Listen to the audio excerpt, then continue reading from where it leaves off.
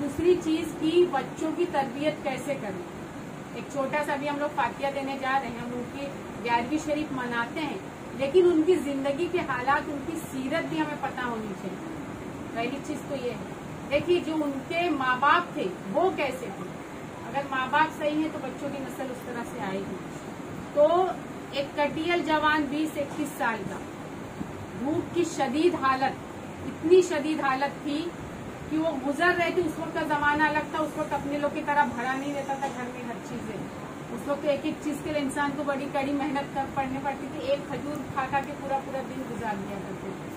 तो हालत में वो सफर कर रहे थे, भूख की इतनी शदीद हालत थी कि मतलब कहीं खजूर के पेड़, कहीं क्या क्या नजर आ रहे थे, लेकिन मेरा वो माल नहीं या मेरी चीज नहीं, इसलिए वो खा नहीं रहे थे। पेट इस तरह से हो गया था कि पेट में पत्थर बांधे तो भी उस तरह से जगह बच जाए, इस तरह की हालत उनकी हुई थी। फिर ये चले जा रहे थे। तो एक दो बार गशी की हालत हुई, गशी की हालत में गिर गए, फिर बेहोश हुए, फिर खड़े हुए, फिर चले। अब एक वही नहर के पास एक बार गश खाकर गिर गए। गश खाकर गिरने के बाद जब उनकी आंखें खुली तो बिल्कुल एक लाल सेब वो नहर में बहता हुआ आ रहा है। अब वो लाल सेब अब देखे तो बोले ये तो बहता हुआ आ रहा है, अब अल्लाह ने शायद मेरे लिए भेजा है। उन्होंने उसे उठाया, धोया, खा लिया। अब खा तो लिया, लेकिन जब खाने के बाद उनको ये ख्याल आया कि ये सेब मैंने खरीदा नहीं या मुझे किसी ने दिया नहीं और मैंने इसे खा लिया। अब इसके खाने के बाद जो मेरे बदन में उसका खून बनेगा, उसका लोथड़ा जब मेरे शरीर में जाएगा तो ये हराम का होगा, क्योंकि मैंने बिना इजाजत किसी के यहाँ का सेब खाया है। अब उस हालत में उनकी एकदम कैफियत ऐसी हुई तो डर के हमारे खुदा के खौफ की वजह से वो सोचने लगे मैं करूँ क्या। यहाँ वहाँ चारों तरफ आवाज लगाई ये सेब किसका है क्या है, लेकिन कहीं कोई नजर नहीं आया। तो दिल ये जो उनको जाना था मगरिब की तरफ, फिर मशरिक तरफ उल्टा गए कि ये जिस बहाव से आ रहा है शायद उस तरफ कोई पेड़ हो तो वहाँ से गिरा हो फल, तो मैं उसको अगर उनके ही मतलब पेड़ का होगा तो उस बहाव की तरफ वो चलने लगे। जब चलने लगे तो उन्हें देखा कि एक सेब का मतलब बाग है और एक उसकी डाली झुकी हुई, उसमें काफी सेब लगे हुए हैं। तो उनको अंदाजा हुआ शायद इसमें से ये सेब गिरा होगा। तो फिर वहाँ पे उनके मालिक के वो बाग की तरफ गए और आवाज लगाई कि ये मतलब बाग का मालिक है कौन। उन्होंने आवाज वहाँ पे लगाई तो वहाँ पे बहुत ही बूढ़ा एक शख्स निकल कर आया। उन्होंने कहा मेरा ही बाग है, ये मेरा ही बाग है। तो कहा कि मुझसे खता हो गई है कि इस आपकी बाग से शायद ये सेब गिरा था और मैंने सेब मैंने खाया है। अब मेरा गुनाह हो गया और खौफे खुदा से मैं बिल्कुल मरा जा रहा हूँ कि अब इसका मेरा गुनाह का कफ्फारा कैसा होगा, इसका मैं कफ्फारा कैसे करूँगा।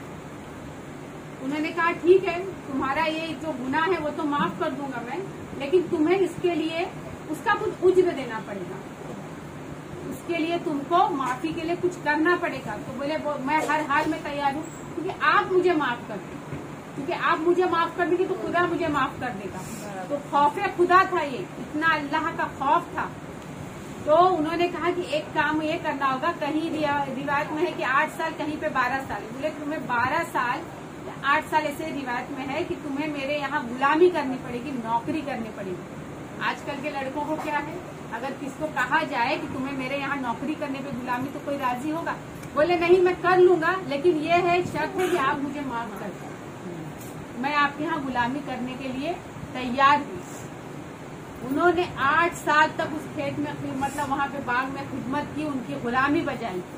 अब वो गुलामी बजाने के बाद उन्होंने कहा कि मेरा वक्त पूरा हो गया, मैं अब जा सकता हूँ, अब मैं जा सकता हूँ। तो बोले नहीं, अभी तुम्हारी खता माफ नहीं हुई, अभी तुम्हारी खता माफ नहीं, तुम्हें एक और काम करना होगा, एक और मेरी जो बताऊँ उसके ऊपर तुमको अमल करना होगा।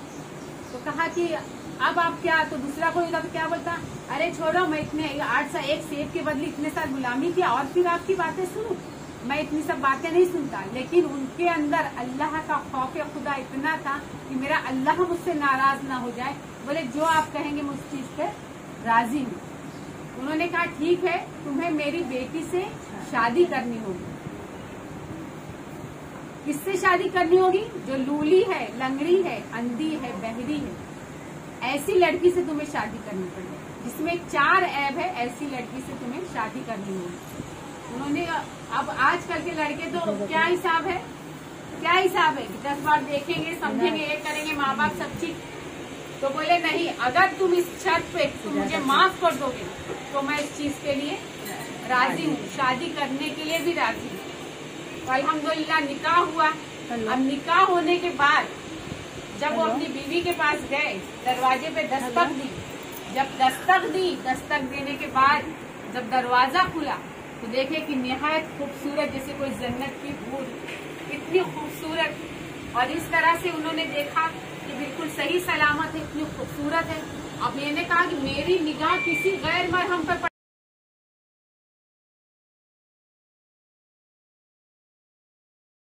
तो मैं इस चीज के लिए राजी हूँ, शादी करने के लिए भी राजी हूँ। तो अल्हम्दुलिल्लाह निकाह हुआ। अब निकाह होने के बाद जब वो अपनी बीवी के पास गए, दरवाजे पे दस्तक दी। जब दस्तक देने के बाद जब दरवाजा खुला तो देखे कि निहायत खूबसूरत, जैसे कोई जन्नत की हूर, इतनी खूबसूरत। और इस तरह से उन्होंने देखा कि बिल्कुल सही सलामत है, इतनी खूबसूरत है। अब मैंने कहा कि मेरी निगाह किसी गैर मरहम पर पड़ गई। उनको क्या लगा, अंधी है, बहरी है, लूली है, लंगड़ी है, और ये तो इतनी खूबसूरत की जन्नत की हूर भी शर्मा जाए, इतनी खूबसूरत।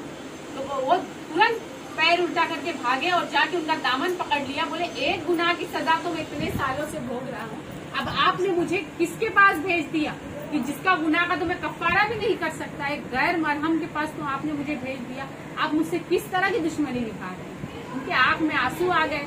बोले नहीं, कोई ऐसी बात नहीं। जो पहली बार तुम मेरे पास आए थे, जब तुमने एक सेब के एवज में इस तरह से कहा कि मेरे गुनाह कफारा होगा, उसी वक्त मैंने समझ लिया कि मेरी बेटी के लिए तुमसे बेहतर कोई शौहर नहीं हो सकता। तो उन्होंने कहा, तो आप बोले आपने इस तरह से क्यों कहा कि वो अंधी है, बहरी है, लूली है, लंगड़ी है? तो बोले अंधी इस तरह से किया, किसी गैर मरहम की तरफ उसने निगाह उठा के नहीं देखी, कोई हराम चीज की तरफ उसने निगाह नहीं उठा के देखी है, इस तरह से वो अंधी है। बोले लूली इसलिए कि किसी हराम चीज की तरफ उसका हाथ नहीं बढ़ा, या कोई हराम काम उसने आज तक हाथों से नहीं किया। इस एवज में मैंने उसे कहा कि वो लूली है। लंगड़ी इस तरह की किसी हराम की तरफ उसके कदम नहीं बढ़े, कोई गलत काम नहीं किया, कोई गैर महरम की तरफ उसके कदम नहीं बढ़े। बोले इस तरह से वो लंगड़ी है, लूली है, अंधी है, बहरी है कि गलत बातें उन्होंने कभी सुनी नहीं। तो बोले इस तरह से मेरी बेटी है, इसलिए मैंने उसे कहा वो लूली है, वो लंगड़ी है, वो बहरी है, वो अंधी है। तो ये 4 ऐब है। उन्होंने कहा कि अल्लाह का शुक्र अदा करो कि आज तुम्हारे तकवे परहेजगारी की वजह से तुम्हें अल्लाह ने इतनी बेहतरीन बीवी अता की। तो ये कौन थे? ये माँ बाप कौन थे? आपको पता है, यही माँ बाप हजरत गौसे आजम के माँ बाप थे। तो आज उनकी औलाद थी जो पेट से ही 17 पारे हिफ्ज थी। सोचो, उनकी माँ तो इतना तिलावत कुरान करती थी कि पेट से ही वो 17 पारे हिफ्ज थी। तो आजकल हम ये कहते हैं कि हमारे बच्चे जो हैं परहेजगार नहीं है, हमारे बच्चे हमारी बातें सुनते नहीं।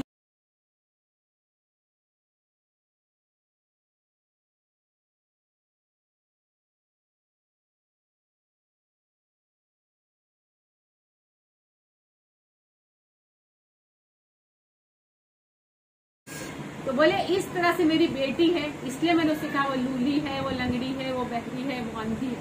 तो 4 ऐब है। उन्होंने कहा कि अल्लाह का शुक्र अदा करो कि आज तुम्हारे तकवे परहेजगारी की वजह से तुम्हें अल्लाह ने इतनी बेहतरीन बीवी अता की। तो ये कौन थे? ये माँ बाप कौन थे? आपको पता है, यही माँ बाप हजरत गौसे आजम के माँ बाप थे। तो आज उनकी औलाद थी जो पेट से ही 17 पारे हिफ्ज थी। सोचो, उनकी माँ तो इतना तिलावत कुरान करती थी कि पेट से ही वो 17 पारे हिफ्ज थी। तो आजकल हम ये कहते हैं कि हमारे बच्चे जो हैं परहेजगार नहीं है, हमारे बच्चे हमारी बातें सुनते नहीं, मानते नहीं। तो अगर हम अपने आप को इस जगह पे देखें तो हम किस जगह पे हैं? अगर हम बच्चों को अपने दोष देते हैं तो हम किस जगह पे हैं? हमारा तकवा कैसा, हमारी परहेजगारी कैसी? आज दूसरे का माल खाने में मजा आता है। आज हराम हलाल के पीछे कोई तमीज ही नहीं रह गई है कि हराम है कि हलाल है, या हम किसके यहाँ दावत में जा रहे हैं, उसके यहाँ हलाल का माल है या हराम का माल है, या हम कोई चीज खरीद रहे हैं वो चोरी की है कैसी है, तो इसकी तमीज बाकी नहीं रही। जब बच्चे पेट में होते हैं तो हम लोग टीवी पे तमाशा देख रहे हैं, सीरियल्स देख रहे हैं, नाच गाने देख रहे हैं, तो असर जो है परवरिश बच्चा 4 महीने का नहीं होता, उसके पहले बच्चा सुनता है, समझता है, उसको सब चीज का इल्म होता है। तो हम जब बच्चा पेट में है उस वक्त हमारी जो जिस तरह की हरकत होगी उस तरह से बच्चे की परवरिश होती है। तो जब पेट में बोलते बच्चा पैदा ही पता नहीं कितना बदमाश है, कैसा है, क्या है, तो हमने किस तरह से किया है? हमने जब बच्चा पेट में आया तो क्या हमने 5 वक्त की नमाज अदा की, हमने कलाम पाक की तिलावत की, मायने कलाम पाक के समझे? नहीं समझे हैं। तो आज हमारे बच्चे इस तरह से नहीं, क्योंकि हम उस तरह से नहीं, हम सब गुनहगार हैं। तो आज जिनका तकवा परहेजगारी इस बुलंदी की होगी तो उनके बच्चे कैसे होंगे? तो हमें आज ये चीज से, सब चीज से नस्ल से असर लेना चाहिए कि हमारे बच्चों की हमें किस तरह से परवरिश करनी है। और उनका नाम ये था, गौसे आजम के वालिद का नाम हजरत साले मूसा जंगी दोस्त और माँ का फातिमा था, माँ का नाम फातिमा था। तो ये उनके माँ बाप हैं। तो उनके माँ बाप इस तरह थे, इस तरह, इसलिए गौसे आजम का ये मर्तबा था जो हसनी और हुसैनी थे। उनके माँ बाप हसनी हुसैनी थे, मतलब उनका जो मर्तबा, जो सिलसिला चलाया था, एक तरफ से हसनी था, एक तरफ से हुसैनी था। तो हुजूर के खानदान के थे, तो माशाअल्लाह तो उनकी नस्ल तो उस तरह से होगी। तो अल्लाह हमें भी ये तौफीक दे, हम भी बच्चों की इस तरह से परवरिश करें। आमीन। क्या है,